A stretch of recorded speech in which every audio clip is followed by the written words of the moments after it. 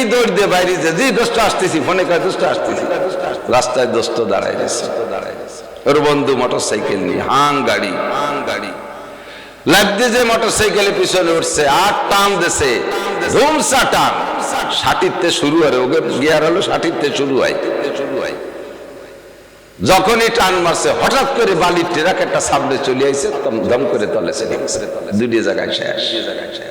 মা গলা জড়াই ধরিয়ে, গলা তো নাই, সব গুঁড়ো গুঁড়ো হয়ে গেছে, বস্তা ভরে নিয়ে ডিশ ভরে নিয়ে কান্দে। বাবা অন্যদিন 1 ঘন্টা ধরে যদি খাতি, আজকেও যদি খাওয়ার মধ্যে সেই ঘন্টাটা কাজে লাগাতি, তাহলে এই সময় সে মূর্তি নিয়ে কি জন্য এত তাড়াতাড়ি খালি?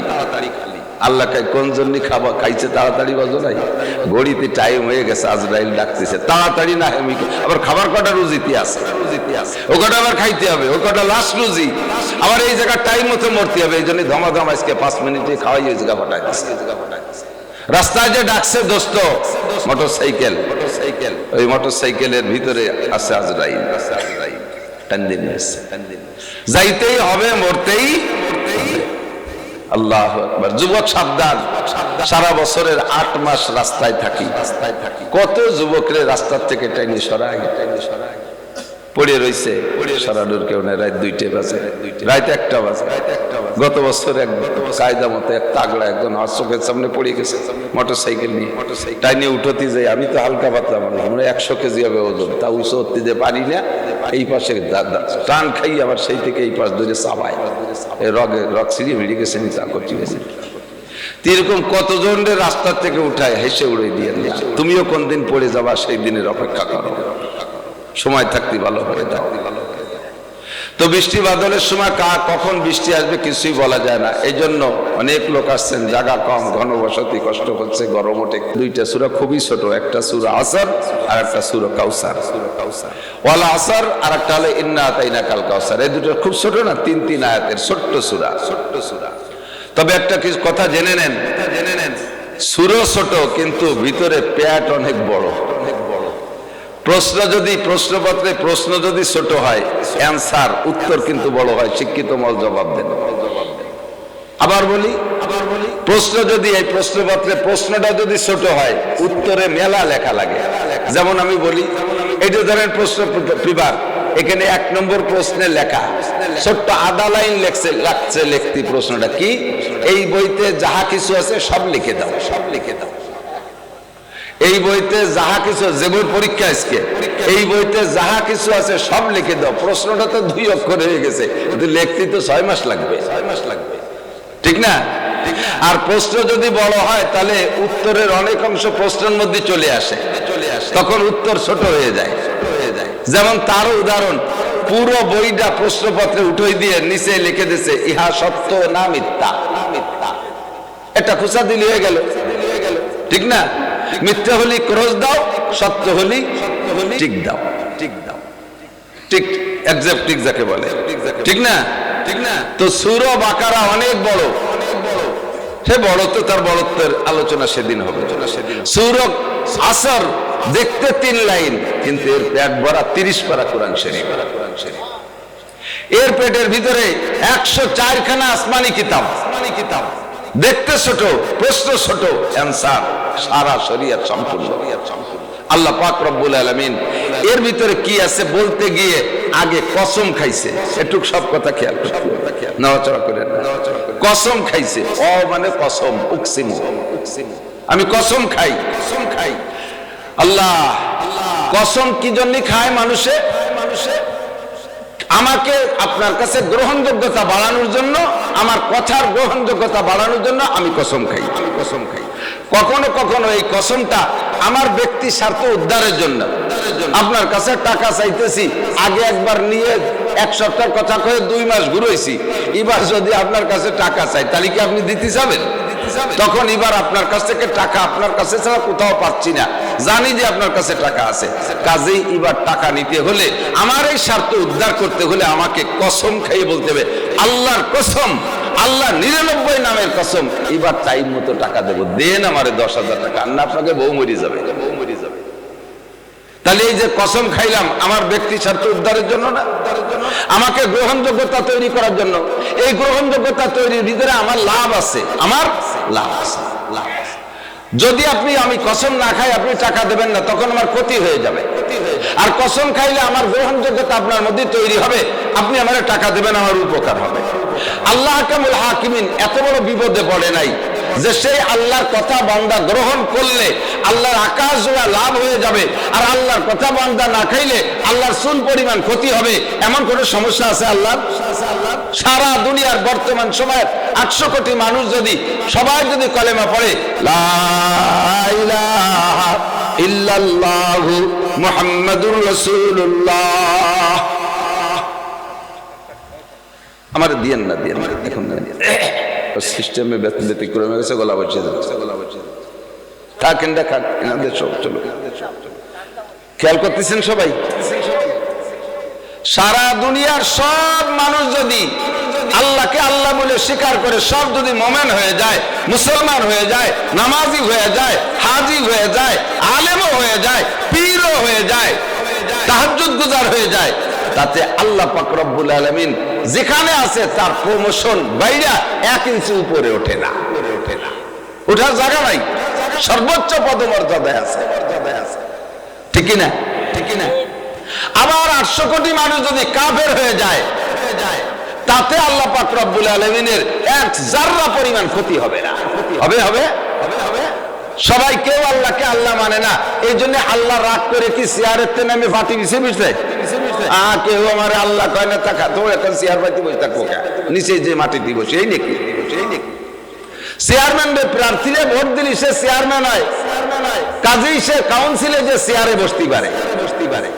যেই প্রার্থী ভোট পায় নাই, চেয়ারম্যান হতে পারে নাই, সে কাউন্সিলে চেয়ার পায় না, মূল চেয়ার পায় না। এমনি গেলে সম্মানে তারা আলাদা একটা বসার জায়গা দেয়, মূল চেয়ারম্যানই চেয়ারে তারা বসতে যায় না। কথা বলুন, ঠিক না? আল্লাহ আহকামুল হাকিমিনের এই সমস্যা নাই যে আমার কথা, আমার কোরআন, আমার শরীয়ত তোমরা না মানলে আমার পদমর্যাদা কমে যাবে, আমাকে আল্লাহ বলে স্বীকার না করলে আমি আল্লাহ খাটো হয়ে যাই, আমার কিছু থাকে না। আমি এর জন্য তোমাদেরকে আমার ওয়াজ শোনানোর জন্য কসম দিয়ে বলি, বান্দা কসম দিয়ে বলি, তোরা আমার কথা খা। এরকম কোন সমস্যা আল্লাহ পড়ে নাই। কথা বলুন। এরপরে কোরআন শরীফ বইরে আল্লাহ তাআলা নসিহত করতে যাইয়া কসম খাইছে, প্রচুর কসম। লা উকসিমু বিহাদাল বালাদ ওয়া আনতা হিল্লুম বিহাদাল বালাদ ওয়াল আদিয়াতি দবহা ফাল মুগিয়াতি কদহা ফাল মুগিরাতি সুবহা ওয়াদ দুহা ওয়াল লাইলি ইযা সাজা মা ওয়াদ্দাকা রাব্বুকা ওয়া মা ক্বালা ওয়াশ শামসি ওয়া দুহাহা ওয়াল কমারি ইযা তালাহা ওয়ান নাহারি ইযা জাল্লাহা ওয়াল লাইলি ইযা ইয়াগশাহা ওয়াস সামাই ওয়া মা বানাহা ওয়াল আরদি ওয়া মা তাহাহা ওয়া নাফসি ওয়া মা সাওয়াহা। এই যত আয়াতের শুরুতে ওয়াও দেখতেছেন, এই সব ওর মানে হলো কসম। আমি আল্লাহ কসম খাই কি জন্য? আমার লাভের জন্য না, আমার লসের জন্য না। ও বান্দা, গোটা সৃষ্টির ভিতরে তোমাদেরকে আমি সৃষ্টি করেছি বড় মহব্বত কইরা। আরে জিন জাতি জাহান্নামে গেলে আমার কিছু আসে যায় না, ফেরেশতারা ধ্বংস হয়ে গেলে কিছু আসে যায় না, আসমান ধ্বংস হয়ে গেলে আমার একটু খারাপ লাগবে না, জমিন ধ্বংস করে দেব আমার খারাপ লাগবে না, কারণ এগুলো বানাইতে আমি আল্লাহ হাত ব্যবহার করি নাই। ওয়াইদা আরাদা শাইআন আইয়াকুলা লাহু কুন ফায়াকুন, এগুলো সব বানাইতে আমি কোন শব্দ ব্যবহার করি আর অনায়াসে হইয়া যায়। একটা বানাইতে আমার হাত ব্যবহার করা লাগে না।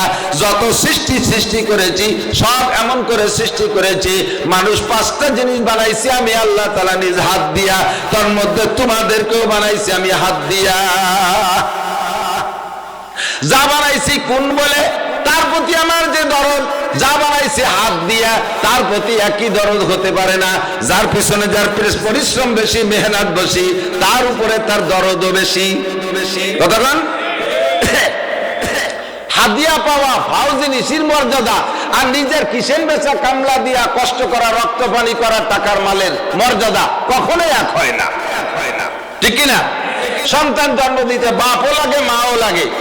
একটা সন্তানকে জন্ম দিয়ে বড় করা পর্যন্ত বাপের পরিশ্রম বেশি না মায়ের বেশি? কথা কানে সব বাপ তো বাচ্চা এখানে চেয়ার স্বীকার করবে না যে বিটি গ্যাপের দাম বাড়িয়ে যাচ্ছে। মার বেশি। বাপের কি পরিশ্রম তা তো বলার অবকাশ রাখে না। পরিশ্রম সব মার, ডেলিভারি যন্ত্রণা মার। যারা আছেন এক শ্রেণীর কুলাঙ্গার, ভাবেন না, বোঝেন না, তন্দুরস্তারানা বাসাদ দর্দেরেশ তন্দুরস্তারানা বাসাদ দর্দেরেশ জুজবা হাম দর্দে নাগুয়াম দর্দে কেশ চতুরা হালে নাবাসাদ হামচুমা হালে মা বাসাদ তুরা আফসানা বেশ। আমার অবস্থা আর আপনার অবস্থা যদি এক না হয় তাহলে আমার দুঃখ দরদের কথা বললে আপনার কাছে কিস্সা কাহিনী গল্প মনে হবে, আর আমিও যে ব্যথায় ব্যথিত আপনারও যদি ওই ব্যথা হয় তাহলে ওই গল্প বললে আপনি খুব কান লাগাইয়া শুনবেন। চিরসুখী জন ভ্রমে কি কখন ব্যথিত বেদনা বুঝিতে সে পারে না, কি যাতনা বিজে বুঝিবে সে কিসে। আছে না একটা কবিতা ছিল, যাকে কখনো সাপে দংশন করে নাই সাপের বিষের জ্বালা সে বসবে না, ভেমরুলের কামড় যে খায় নাই কখনো সে ভেমরুলের কামড়ের দরদ বুঝবে না, তার কাছে বললে সে হাসে খেলে উড়াই দেবে, কথাটা কানও দেবে না। একটা মহিলা গর্ভধারণ করার পরে ডেলিভারি পর্যন্ত যে যন্ত্রণা, ও পুরুষ তুমি জীবনেও কোনোদিন বুঝবা না, কারণ ওই বিপদে কোনো পুরুষ কোনোদিন পড়ে না। কোনো বাড়ি খাইতে গেলে খাবার একটু যদি বেশি হয়ে যায় তাই 7 আপ খাও 8 আপ খাও, কত আপ খাতি খাতি গ্যাড় গ্যাড় করে ডেক ছাড়ার পরও পেট খালি হয় না, পেটের মধ্যে উড়ামোড়া করে। মাত্র ঘন্টা 2 পরে বাথরুম হইলে পেটটা ক্লিয়ার হয়ে যায়, অশান্তি দূর হয়ে যায়। আর 10টা মাস মহিলা তার পেটে ওভারলোড নিয়া 3 কেজি 4 কেজি একটা বাচ্চা নিয়া সংসারের কাম কাজ কইরা এই বাচ্চাটা পেটে নিয়ে ঘরে, তাহলে তার কি পরিমাণ কষ্ট হয়। শীত হয়ে শুইতে পারে না, উবুর হয়ে শুইতে পারে না, কায়তে শুইতে পারে না। 4 মাস পরের থেকে বাচ্চা পেটের মধ্যে লাথিগুতা শুরু কইরা দেয়, মাকে ঠিক মতো খাইতে দেয় না, ভাত নিয়ে বসছে সামনে, পেটের মধ্যে বাচ্চা মোড়া দিয়ে উঠছে, মা সাথে সাথে অজ্ঞান হয়ে পড়ে যায়। এই দরজা পুরুষরা কোনোদিন বুঝবা না। মেডিকেল সায়েন্সের ডাক্তাররা আবিষ্কার করে, একজন পুরুষ যদি তার জীবনের সেরা পরিশ্রমের কাজ 50 বছর পর্যন্ত করেছে, এই 50 বছরের পরিশ্রমকে একত্রিত করলে যে পরিমাণ হবে, একটা মহিলা তার জীবনের প্রথম সন্তান নরমাল যদি ডেলিভারি দেয়, সিজার না, নরমাল যদি ডেলিভারি দেয় প্রথম সন্তান, পরবর্তীতে সন্তান প্রথম 1টা 2টা হওয়ার পরে অনেকটা ইজি হয়ে যায়। প্রথম সন্তানটা নরমাল ডেলিভারি দিতে তার যে কষ্ট হয়, ওই পুরুষের 50 বছরের পরিশ্রমকে একত্রিত করলে তার সমান হবে না। এই কেছে কথা বেশি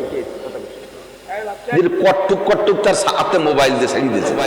আরে কালকে দেখে যে কি পরিমাণ টাওয়ার দাঁড়াইছে, ওরা বাড়ি পৌঁছে দেয়, তোর ওই দুটি দাঁড়ায় থাকবে মুখস্থ আর শোন ওখানে বসে শোন, ওর চিন্তায় তুই শুনতেও পারতেছিস। একসময় মনে উঠবে বড় মনে উঠবে বসে শোন। আল্লাহ